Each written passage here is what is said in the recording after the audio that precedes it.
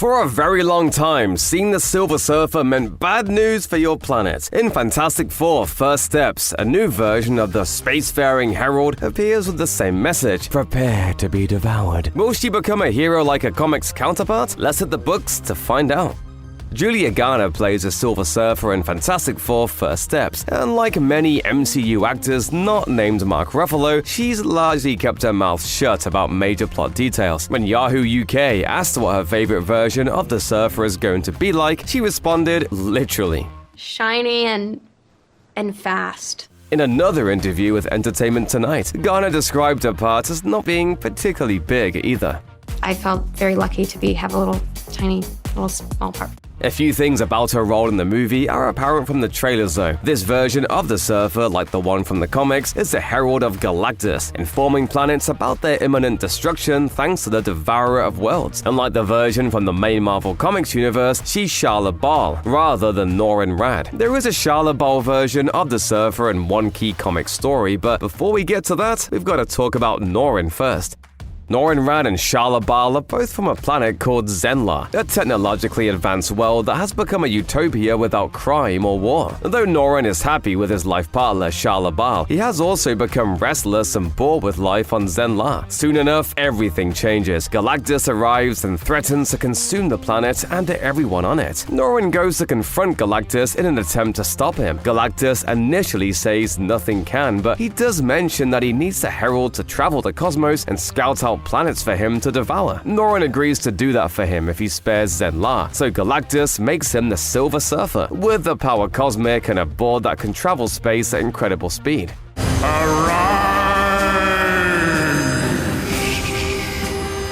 Master, I am ready to serve. The 1991 graphic novel Silver Surfer Homecoming states that Norrin remains in Galactus' service for nearly 100 years. Still a noble and good-hearted being, the Surfer initially seeks out uninhabited planets for Galactus to devour. But he eventually runs out of those and has to start serving up wells of life for Galactus to consume. Encountering the people of the first such planet in 2018 Silver Surfer Annual Issue 1 causes such emotional pain for the Surfer that he ends up attacking Galactus. Clearly, this is a problem for Galactus, so the Devourer removes some of Surfer's memories and subverts his emotions so that he can better do his job. So the Surfer goes on to use his power cosmic to serve up planets for Galactus for quite a bit longer.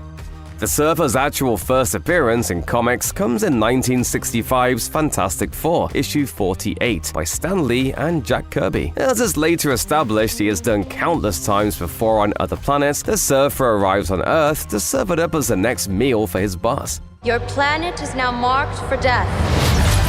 But Earth is different in some key ways. First, it has Ben Grimm, aka The Thing, who knocks the Surfer unconscious. The Surfer just happens to fall through a skylight into the apartment of Ben's girlfriend, the blind artist, Alicia Masters. Alicia manages to convince the Surfer that Earth is worth saving, so he takes off to try to stop his master from devouring the planet. Though he puts up a pretty good fight, the Surfer's no match for Galactus, who disowns the Surfer as his herald and confines him to Earth with an energy barrier that surrounds the planet. Galactus is only convinced to leave Earth after Reed Richards acquires and threatens to use the ultimate nullifier, a device that will erase everything in existence, including Galactus himself.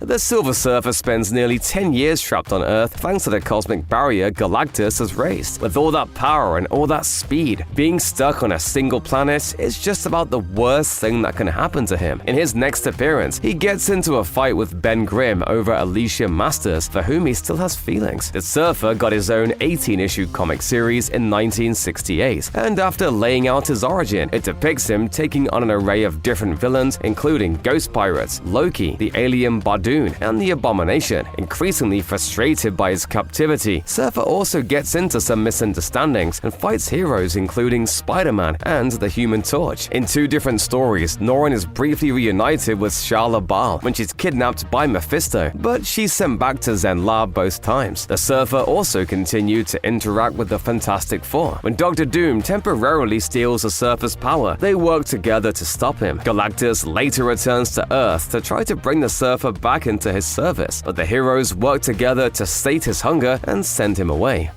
The Silver Surfer is a little too powerful and weird for the Avengers, so instead he joins up with another team of overpowered weirdos, the Defenders. Surfer first teams up with the Hulk and Namor in 1970's Submariner issue 34, where they operate under the name the Titans 3, but that group disbands by the next issue. Doctor Strange teams up with Hulk and Namor more permanently in Defenders issue 1 from 1972. Surfer reluctantly joins a team in the next issue, though he makes clear he'd rather be traveling the cosmos or reunited with Shalla-Bal. The Surfer helps the Defenders on a few adventures, including one where they're tricked by Loki and Dormammu into fighting the Avengers, but by issue 11, he departs. The Surfer would rejoin the Defenders as the team's lineup changed pretty drastically over the years, but usually only for short stints before returning to his usual solitary existence. The Surfer temporarily breaks free of his exile on Earth in the 1982 Silver Surfer one-shot. Reed Richards develops a device that can, just once, pierce Galactus' barrier around Earth, enabling Surfer to return to the cosmos. His first stop, of course, is Zenn-La. The Surfer is horrified to discover that it has been devastated by Galactus. Can this truly be Zenn-La? Since the Surfer betrayed him, Galactus argues he has gone back on their agreement to protect Surfer's home planet. Galactus gives the people of the planet 24 hours to leave, and they do. But they return to live on the planet Galactus has ravaged. To make matters worse, Mephisto has once again kidnapped Shalla-Bal. Silver Surfer ends up fixing both problems with one solution. He imbues Shalla-Bal with some of his power cosmic, so she can not only return to Zenn-La but restore its beauty. Unfortunately, it forces him to return to Earth. The Surfer finally escapes his imprisonment for good in Silver Surfer issue 1 from 1987. The Thing simply suggests that Surfer tried to leave Earth without using his board, and it works. He once again returns to Zenn-La to find that Shalla-Bal has become the Empress of the planet. The Surfer and Galactus finally make peace after the Surfer saves Galactus' new herald, Nova, from being held in captivity by the Skrulls. That truly frees the Surfer up to travel throughout space. And able to be with Shalla-Bal because of her responsibilities as Empress, the Surfer kindles new romances, first with Mantis and later with Alicia Masters. The Surfer's 1987 series lasted almost 150 issues, seeing him fight cosmic threats, including Thanos, Ego the Living Planet, Super Skrull, and the Elders of the universe. The Surfer attempts to return to life on Zenn-La again in Silver Surfer Homecoming, but he then learns about a deal Shalla-Bal struck with the Great One, a powerful entity who promised to protect Zenn-La by making it part of his consciousness. The Great One views the Silver Surfer as a threat and attacks him. In the fights, the Great One is mortally wounded, threatening Zenn-La's very existence. Surfer and Moondragon work together to save it, but Shalla-Bal disappears in the process. In the 2002 miniseries The Order, the original Defenders are again brought together by a cosmic curse, but this time they're led to try to rule Earth. It takes a group of other heroes to snap them out of their cursed state and defeat its creator, the alien scientist Yandroth.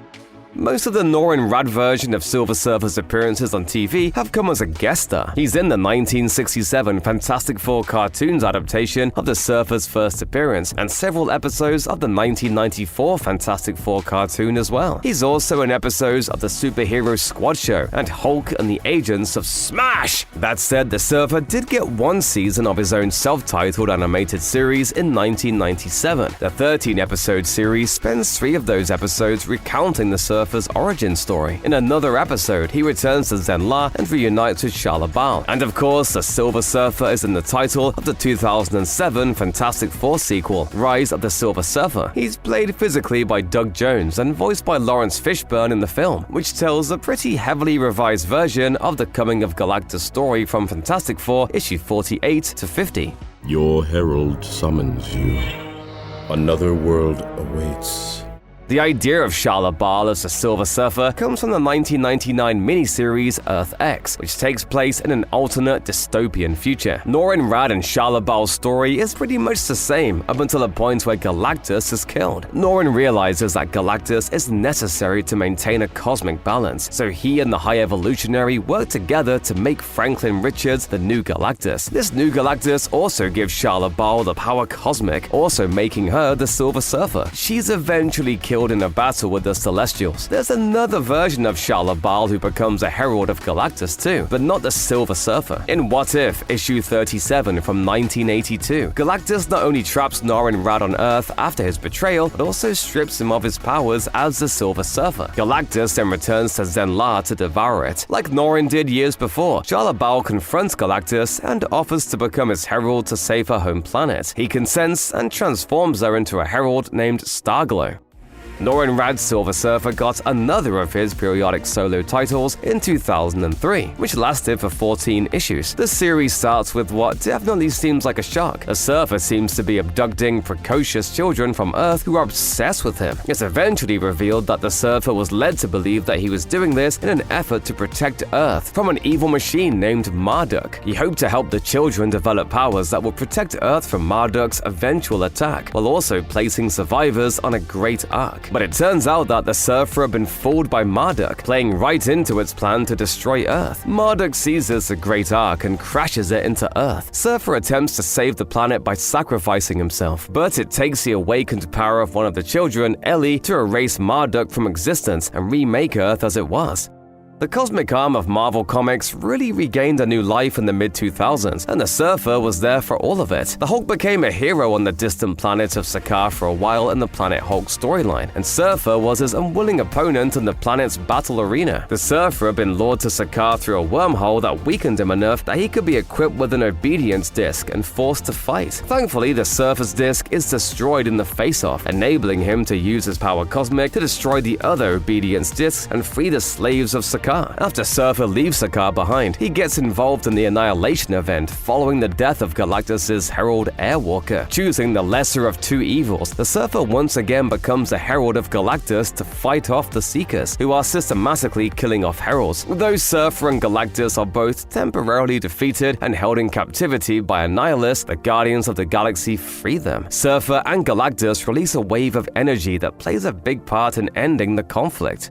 How could you willingly serve this thing? Because I must. The Surfer remains Galactus' herald for a while after Annihilation, while Reed and Susan Richards are on a brief break from the Fantastic Four. The Surfer and Galactus get drawn into conflict with a version of the group that includes Black Panther and Storm. Galactus wants to consume the cosmic being Epoch, but the FF prevent that from happening. The Surfer is also put at odds with the superhero Nova, who, after a huge fight, convinces the Surfer to give the people of a planet time to leave before Galactus drains it of its energy. The Surfer eventually brings Galactus back to the planet Sakaar, hoping that if the big guy devours the planet's old power, he'll be sated for millennia to come. But the Hulk's son, Scar, opposes the Surfer's plan, beating him in a fight and equipping him with another obedience disc. To settle things, Scar's mother sacrifices herself and her own old power to save her planet, while also giving Galactus the sustenance he needs.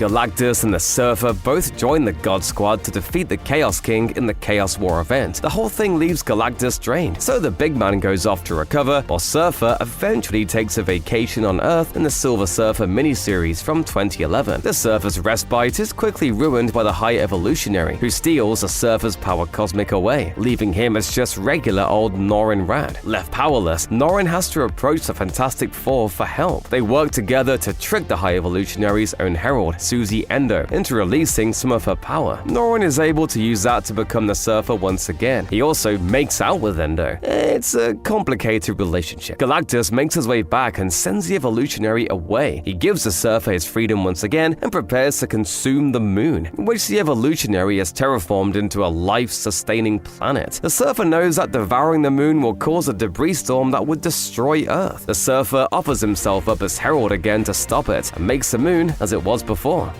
After briefly joining with a group of heroes called the Annihilators to push back invaders from the alternate universe known as the Cancerverse, the Surfer then turns his attention to finding the Galactus Seed. It's essentially the egg that will hatch into the next universe, and both Surfer and Galactus believe that if Galactus eats it, his hunger will be sated permanently. The seed is in Asgard, in the care of Odin, who does not want to part with it. During the numerous ensuing battles between the Asgardians, Surfer, and Galactus, Loki hides the seed away where even the Surfer can't unsee it. Neither Galactus nor the Asgardians can find it anymore. So Galactus ends his pressure campaign on the gods. The Surfer proposes a truce between Galactus and the Asgardians, pledging to stay on Earth to ensure that the Asgardians never retrieve the seed. He thus deputizes a preacher from Earth as Galactus's newest herald, Praetor.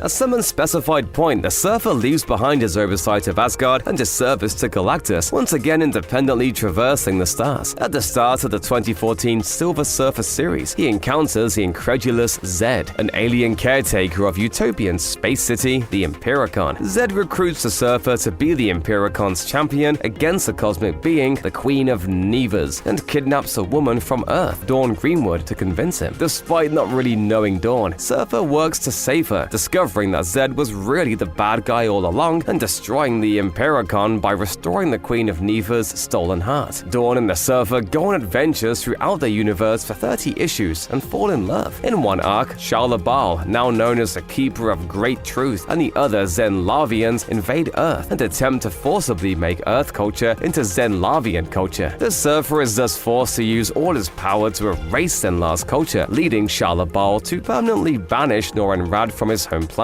In their final story together, Surfer and Dawn get trapped in the previous version of the Marvel Universe, where they live on the remainder of Dawn's life together. After Dawn dies, the Surfer returns to the current Marvel Universe with what's left of Dawn's energy, creating the first light anyone in that universe ever saw, and reformulating the appearance of the power cosmic to appear as red with black dots, Dawn's signature look. The Surfer plays some of his greatest hits after his time with Dawn. He briefly resumes as Galactus' herald. He gets pulled into another Annihilation event. He gets stuck in the distant past. One thing he does that he's never done before, though, is fight Knull, the abyssal god who created the alien symbiotes. He does so in that distant past. After failing to defeat Knull in a fight, the Surfer is forcibly bonded to a symbiote, becoming Knull's herald, the Void Knight. He only stays that way for a couple pages, though. Ego, the living planet, frees him and offers to work with the Surfer to kill Knull. Inside Ego's core, the Surfer finds Lifebringer 1, Galactus' cosmic incubator. After first attempting to destroy it, the Surfer speaks with a young Galactus, realizing he cannot defeat darkness with darkness. So the Surfer instead has Ego infuse him with light energy from across the universe. He returns to fight Knull, sending him reeling through space by creating a star directly in his face. The blast also sends Surfer to the surface of a nearby planet, where he plants light seeds that not only return life to the planet's Galactus devoured under Surfer's watch, but also enabling him to be reborn in the present. We do have a choice. After that big universe-spanning adventure, the Silver Surfer goes on yet another one in the revived Defenders in the 2021 Defenders miniseries. The team, which includes Doctor Strange, the Masked Rider, Betty Banner in a harpy form, and Cloud, goes back to the Sixth Cosmos in an attempt to save the multiverse from a rogue spellcaster. The current iteration of the Marvel U is the Eighth Cosmos. They meet Galactus' mother, Tyre, who is a hero in her reality. Together, they fight off the Sixth Cosmos' World Eater, Omnimax. The Surfer also encounters Galactus as a baby and attempts to teach him compassion, hoping that he won't become the destructor he becomes. After Omnimax's defeat, the rest of the team goes even further back to the Fifth Cosmos, but Surfer stays behind. Surfer later once again becomes the herald of Galactus after the Reckoning War, with both motivated to explore and learn rather than destroy. By now, it's more than clear that the Silver Surfer doesn't just travel the cosmos, but also has adventures in the distant past, alternate universes, previous universes, and the furthest reaches of existence. All indications point to Fantastic Four first steps taking place in a universe outside the MCU's main universe, Earth 616. The post-credit scene in Thunderbolts has all but confirmed that. Given that, we have to wonder if Garner's Shalla-Bal will stick around as the Silver Surfer, or if the 616 universe will have a different version. Maybe they'll go the Earth X route to make both Norrin-Radd and Shalla-Bal into concurrent Silver Surfers. Julia Garner hasn't been announced for any additional upcoming MCU films, but considering that she's an up-and-coming star, one would have to think that First Steps won't be her only outing. We'll just have to see where the Surfer soars. The film hits July 25th.